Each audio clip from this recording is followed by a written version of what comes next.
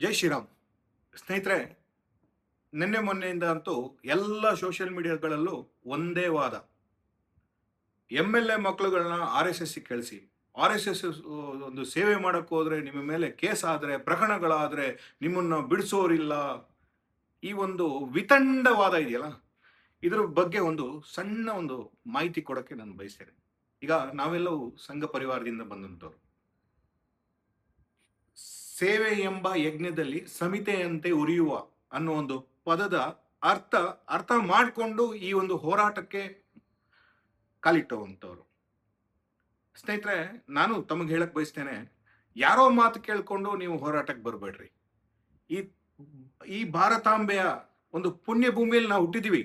ಈ ತಾಯಿಯ ಋಣ ನಾವು ತೀರಿಸ್ಬೇಕು, ತಾಯಿಗೋಸ್ಕರ ಏನಾದರೂ ಸೇವೆ ಮಾಡಬೇಕು ಅನ್ನೋ ಒಂದು ಮನೋಭಾವನೆ ನಿಮ್ಮಲ್ಲಿದ್ರೆ, ಅಚಲ ವಿಶ್ವಾಸ ನಿಮ್ಮ ಮೇಲೆ ನಿಮಗಿದ್ರೆ, ನಾನು ಹೋರಾಟ ಮಾಡಬಲ್ಲೆ, ಈ ಹೋರಾಟದಿಂದ ನನಗೆ ಯಾವುದೇ ರೀತಿಯ ಕೇಸ್ಗಳಾಗ್ಲಿ, ಯಾವುದೇ ಕಾನೂನಿನ ಒಂದು ತೊಡಕುಗಳಾದ್ರೆ ಅದನ್ನ ನಿಭಾಯಿಸಬಲ್ಲೆ ಎಂಬ ಒಂದು ದೃಢ ಸಂಕಲ್ಪ ನಿಮ್ಮಲ್ಲಿದ್ರೆ, ಯುವ ಶಕ್ತಿಯಲ್ಲಿದ್ರೆ, ಖಂಡಿತ ನೀವು ಹೋರಾಟಕ್ಕೆ ಬನ್ನಿ. ಯಾರೋ ಒಂದು ಅಣ್ಣ ಹೇಳ್ದ, ಎಮ್-ಎಲ್-ಎ ಹೇಳ್ದ, ಯಾರೋ ಒಬ್ಬ ಮಿನಿಸ್ಟರ್ ಹೇಳ್ದ ಮಾಡಕ್ ಹೋಗ್ಬಿಡಿ. ಇದು ನನ್ನ ದೇಶ ರೀ.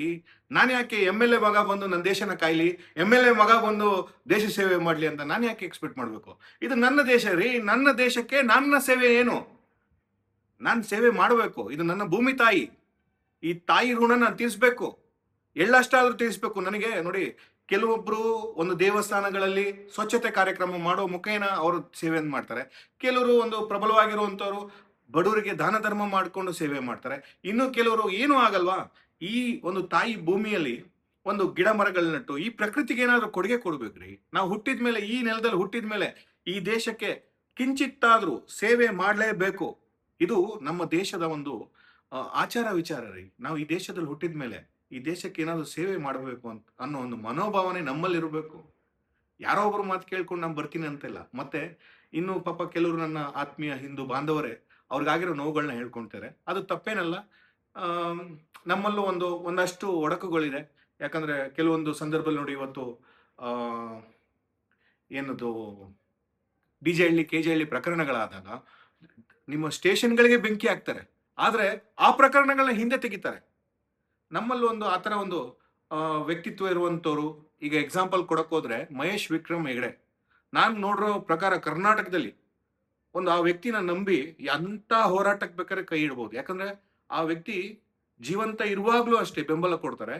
ಕೆಲವೊಂದು ಸಂದರ್ಭದಲ್ಲಿ ಹೋರಾಟದಲ್ಲಿ ಏನಾದ್ರು ಆ ಮನೆಯಲ್ಲಿ ಒಂದು ನೋವು ಅನುಭವಿಸಿದ್ರು ಆ ಮನೆಗೆ ಮನೆ ಮಗನ ತರ ನಿಂತು ಒಂದು ಬೆಂಬಲ ಕೊಡುವಂತ ವ್ಯಕ್ತಿತ್ವ ಯಾರು ಇದ್ರೆ ಈ ರಾಜ್ಯದಲ್ಲಿ, ವಿಕ್ರಮ್ ಹೆಗಡೆ ಇದ್ದಾರೆ. ಆತರ ಒಂದು ನಾಯಕತ್ವ ಅಧಿಕಾರಕ್ಕೆ ಬರಬೇಕು.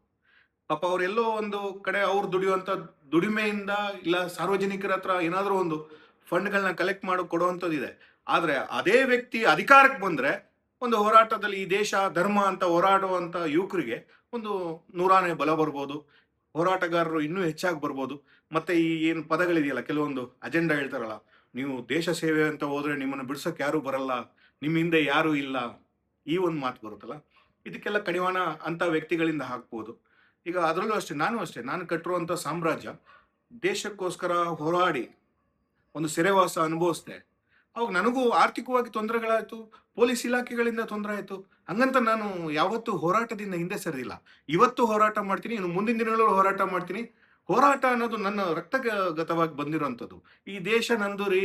ದೇಶದ ವಿರುದ್ಧ ಯಾರೇ ಮಾತಾಡಿದ್ರು ಅದ್ರ ವಿರುದ್ಧ ನಾನು ಧ್ವನಿ ಎತ್ತೀನಿ, ಹೋರಾಟ ಮಾಡೇ ಮಾಡ್ತೀನಿ. ಆ ಒಂದು ದೃಢ ಸಂಕಲ್ಪ ನಲ್ಲನಿದೆ. ನನ್ನ ದೇಶ, ನಾನು ಯಾರನ್ನ ಕಾಯೋದು? ಎಮ್-ಎಲ್-ಎ ಮಗ ಯಾಕೆ ಬರಬೇಕು? ನನ್ನ ದೇಶ ಕಾಯಕ್ಕೆ ನಾನು ಯಾಕೆ ಇನ್ನೊಬ್ಬ ಮಿನಿಸ್ಟರ್ ಮಗನ ಕಾಯ್ಬೇಕು? ನನ್ನ ದೇಶ ರೀ. ನಾನು ಹೋರಾಟ ಮಾಡೇ ಮಾಡ್ತೀನಿ, ಮುಂದಿನ ದಿನಗಳಲ್ಲೂ ಮಾಡ್ತೀನಿ. ದಯವಿಟ್ಟು ಯುವ ಸಮುದಾಯ ಕೇಳೋದು, ನೀವು ಯಾವುದೇ ಒಂದು ನಿಸ್ವಾರ್ಥವಾಗಿ ಏನೂ ಒಂದು ಒಂದು ಬಯಸದೆ ನಿಸ್ವಾರ್ಥವಾಗಿ ಸೇವೆ ಮಾಡಕ್ಕೆ ಹೋರಾಟಕ್ಕೆ ಬನ್ನಿ ಹೊರತು ಏನಾದರೂ ಅಜೆಂಡಾಗಳು ಇಟ್ಕೊಂಡು ನಿಮಗೆ ಇದರಿಂದ ನನಗೆ ಲಾಭ ಆಗಬೇಕು, ಅವ್ರು ಬಂದಿಲ್ಲ ಇವ್ರು ಬಂದಿಲ್ಲ, ಈ ಮನೋಭಾವನೆ ಇಟ್ಕೊಂಡು ದಯವಿಟ್ಟು ಬರಕ್ಕೆ ಹೋಗ್ಬೇಡ್ರಿ. ಅದೇ ರೀತಿ ಇವತ್ತು ಕೂಡ ನಾನು ಅಷ್ಟೇ, ನನ್ನ ಒಂದು ದುಡಿಮೆಯಲ್ಲಿ 1% ಧರ್ಮ ಸೇವೆ, ದೇಶ ಸೇವೆ ಅಂತ ಮಾಡ್ತೀನಿ. ಮಿಕ್ಕಿದ್ದು ನನ್ನ ವೈಯಕ್ತಿಕವಾಗಿ ನಾನು ಬಳಕೆ ಮಾಡ್ಕೊತೀನಿ. ಹಂಗಂತ ಯಾರು ಅಯ್ಯೋ ನಾನು ಹೋರಾಟಕ್ಕೆ ಹೋದೆ, ನಾನು ಸೆರೆವಾಸ ಅನುಭವಿಸ್ದೆ, ನನ್ನ ಬಿಡ್ಸಕ್ಕೆ ಯಾರು ಬಂದಿಲ್ಲ, ಯಾರು ನನಗೆ ಬೆಂಬಲ ಕೊಟ್ಟರೆ ನನ್ನ ದೇಶ ರೀ, ನನ್ನ ದೇಶದ ವಿಚಾರವಾಗಿ ನಾನು ಹೋರಾಟ ಮಾಡ್ತೀನಿ, ನನ್ನ ಧರ್ಮದ ವಿಚಾರವಾಗಿ ನಾನು ಹೋರಾಟ ಮಾಡ್ತೀನಿ, ನಾನು ಯಾರನ್ನ ಕಾಯಬೇಕು, ನನ್ನ ದೇಶ ನನ್ನ ಧರ್ಮ, ನಾನು ಹೋರಾಟ ಮಾಡೇ ಮಾಡ್ತೀನಿ. ಅದೇ ರೀತಿ ಈ ಒಂದು ಮೆಸೇಜ್ ಕೂಡ ಯಾರೋ ಒಬ್ಬ ಪದೇ ಪದೇ ಕೆಣಕಿ ಕೆಣಕಿ ಈ ವಿಚಾರನ ಹೇಳ್ತಾನಲ್ಲ, ಅವ್ರಿಗೆ ತಲುಪೋ ತನಕ ಶೇರ್ ಮಾಡಿ. ಜೈ ಹಿಂದ್, ಜೈ ಕರ್ನಾಟಕ ಮಾತೆ, ಭಾರತ್ ಮಾತಾ ಕಿ ಜೈ. ನನ್ನ ದೇಶ ರೀ ಇದು.